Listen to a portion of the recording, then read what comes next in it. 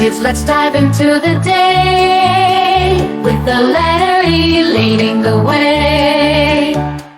E is for elephant, big and strong. E is for eagle with a cry so long. E is for eel, slippery and sleek. E is for emu with legs so unique. E, E, E, can you see? Animals with E, join me with glee.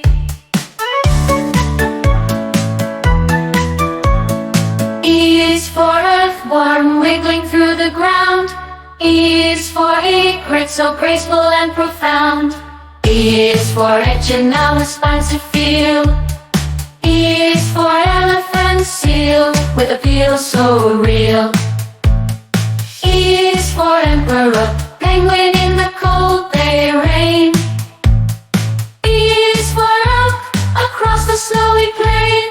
E, E, E, can you see? Animals with E, join me with glee.